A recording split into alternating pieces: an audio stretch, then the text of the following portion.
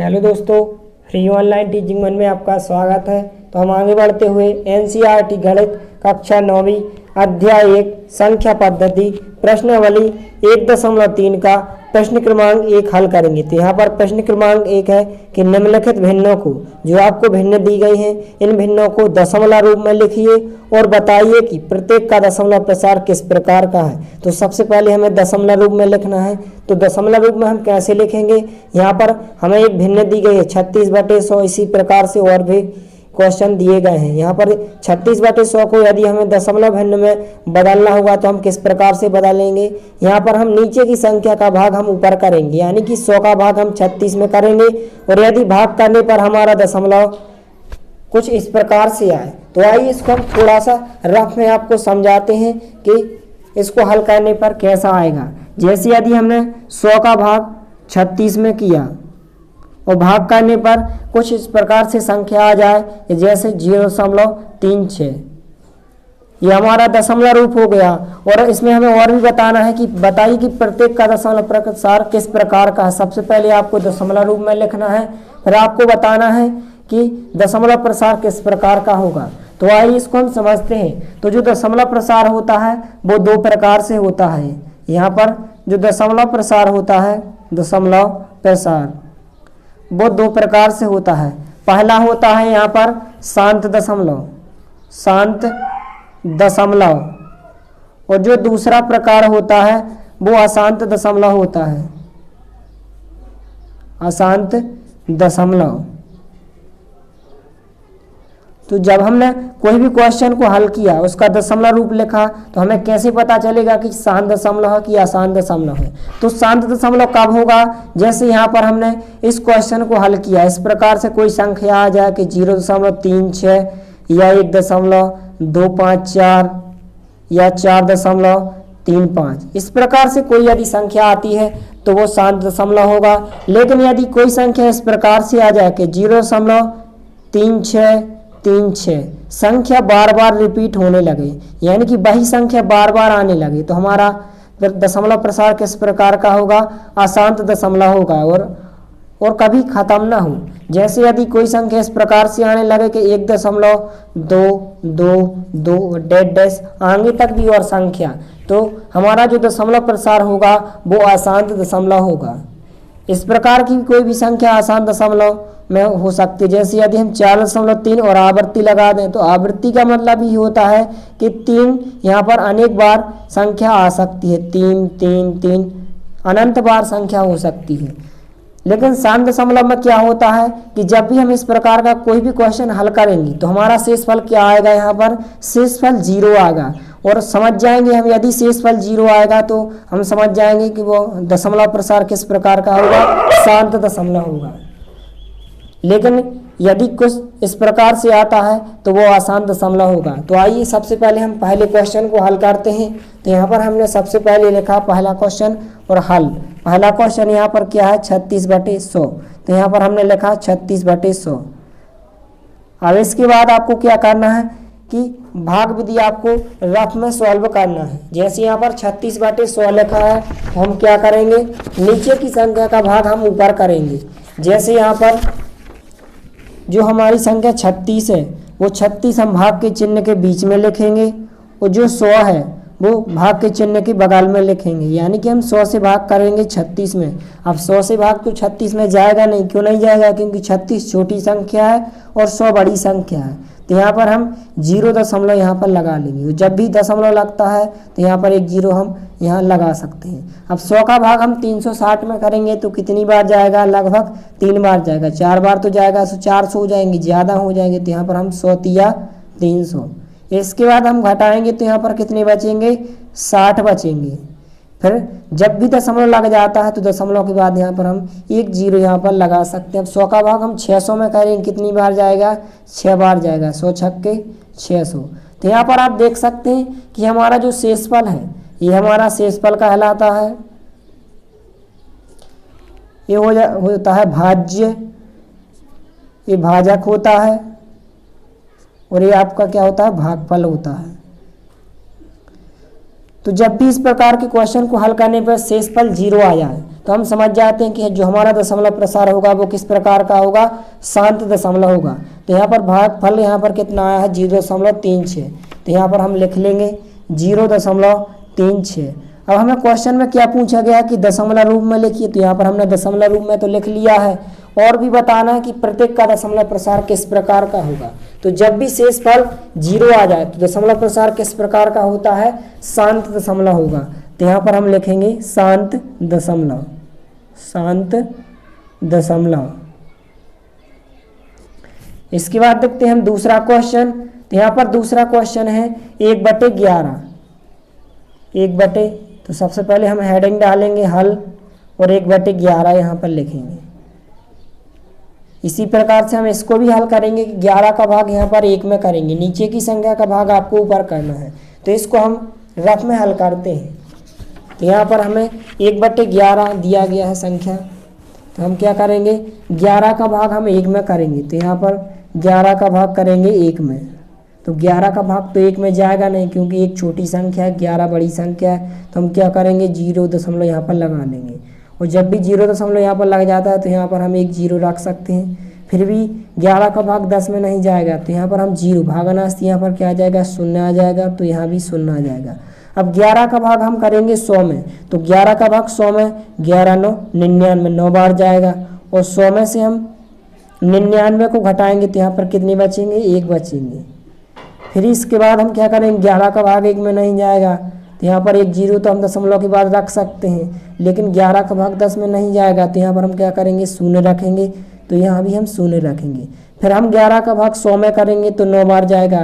तो यहाँ पर आप देख सकते हैं कि इस प्रकार की संख्या आपकी बार बार रिपीट होने लगेंगी कि 0.09 09, इसी प्रकार से और आगे 09 09 09, तो अनंत तक कभी समाप्ति ही नहीं होगी।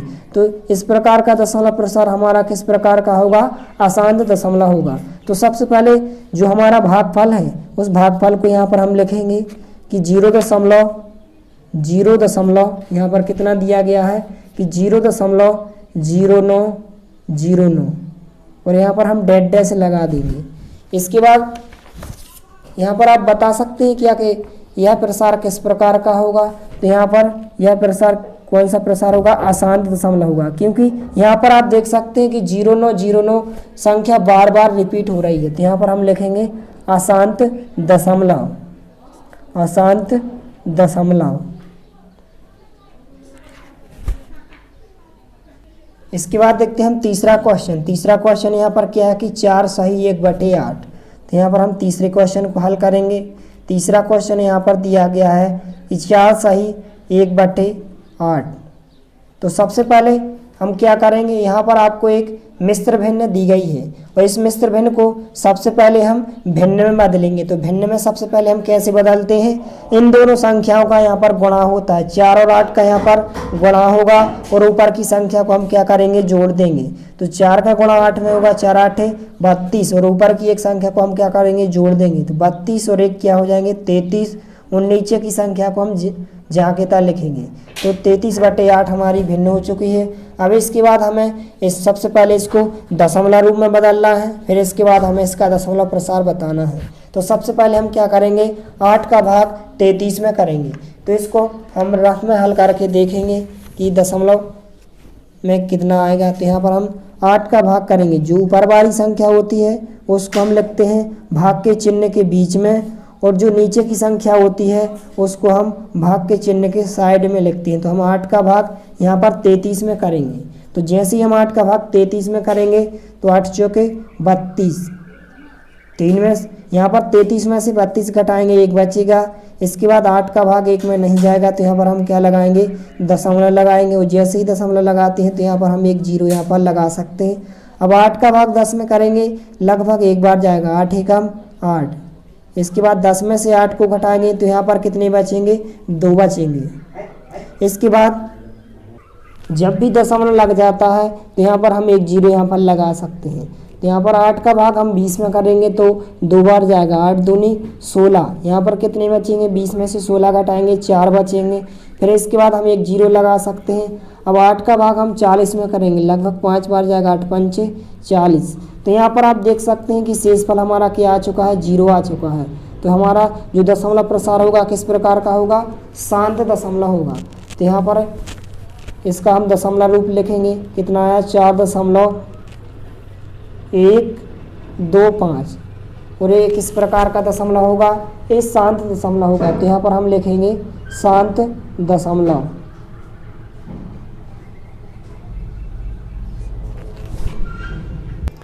इसके बाद देखते हैं हम चौथा क्वेश्चन। तो चौथा क्वेश्चन है 3/13।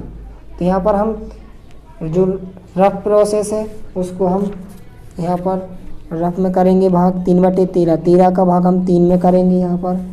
तो आइए भाग करने पर यहाँ पर कितना आएगा। तो हम जो नीचे की संख्या है उस संख्या को हम यहाँ पर भाग के चिन्ह की साइड में लिखते हैं, जो ऊपर की संख्या होती है उसको भाग के चिन्ह के बीच में लिखते हैं। तो हम 13 का भाग 3 में करेंगे, तो 13 का भाग तो 3 में जाएगा नहीं, तो यहाँ पर हम 0 दशमलव लिख लेंगे। तो जब भी दशमलव लग जाता है तो यहाँ पर हम एक 0 यहाँ पर लिख सकते हैं। 13 का भाग 30 में करेंगे, तो यहाँ पर 13 दूनी 26 दो बार जाएगा, यहाँ पर कितने बचेंगे, 4 बचेंगे। इसके बाद जब भी दशमलव लग जाता है तो यहाँ पर एक 0 हम यहाँ पर लगा सकते हैं। अब 13 का भाग यहाँ पर हम 40 में करेंगे, कितनी बार जाएगा, 3 बार जाएगा। तो 13 × 39, यहाँ पर कितने बचेंगे, 1 बचेंगे। फिर इसके बाद हम क्या करेंगे, एक 0 यहाँ पर लगा सकते हैं, क्योंकि दशमलव के बाद एक 0 यहाँ पर लिख सकते हैं। 13 का भाग 10 में जाएगा नहीं, तो यहाँ पर हम क्या करेंगे, भागनाशी 0 और यहाँ पर भी एक 0 लगा सकते हैं।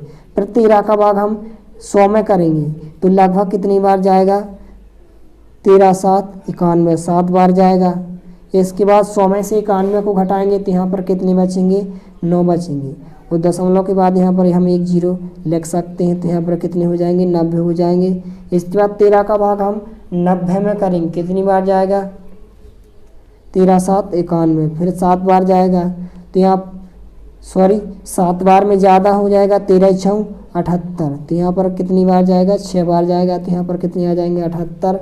इसके बाद 90 में से हम 78 को घटा लेंगे, तो यहाँ पर कितने बचेंगे, 12 बचेंगे। इसके बाद हम यहाँ पर एक 0 लिख सकते हैं। 13 का भाग हम 120 में करेंगे, तो यहाँ पर कितनी बार जाएगा, 13 × 130 ज़्यादा होता है, 13 × 117, लगभग 9 बार जाएगा। तो यहाँ पर कितने बचेंगे, 3 बचेंगे। इसके बाद यहाँ पर हम एक 0 लिख सकते हैं। तो 13 का भाग हम करेंगे 30 में, कितनी बार जाएगा। तो यहाँ पर आप देख सकते हैं कि जो संख्या हमारी 13 का भाग हमने 30 में दिया, तो वही संख्या यहाँ पर दोबारा रिपीट होने लगेंगी। तो यहाँ पर फिर करेंगे हम 13 का भाग 30 में, तो कितनी बार जाएगा, 2 बार जाएगा। फिर इसी प्रकार से 4 बचेंगे यहाँ पर, फिर हम एक 0 लगाएंगे, तो यहाँ पर देख सकते हैं 40 बन जाएंगे। फिर इसके बाद 100 बनेंगे, 3 बार जाएगा। फिर इसके बाद हम 0 लगाएंगे, फिर 7 बार जाएगा, इसी प्रकार से 6 बार। तो यहाँ पर हम आगे और डैश भी लगा सकते हैं। तो हमारी जो संख्या हो जाएगी 0.230769, और फिर संख्या रिपीट होने लगी इसी प्रकार से कि 2 आएगा, फिर 3 आएगा, फिर 0, 7, इसी प्रकार से 6, 9।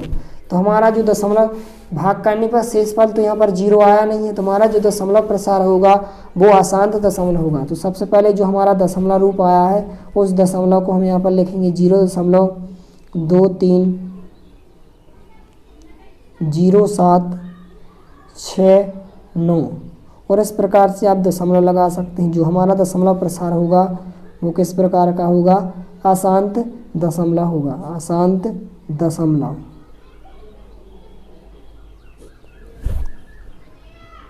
तो इस प्रकार से हमने आपको प्रश्न क्रमांक 1 के 4 क्वेश्चन सॉल्व करा दिए हैं। इसके अगले वाले वीडियो में हम आपको 5वां क्वेश्चन और 6वां क्वेश्चन सॉल्व करा देंगे।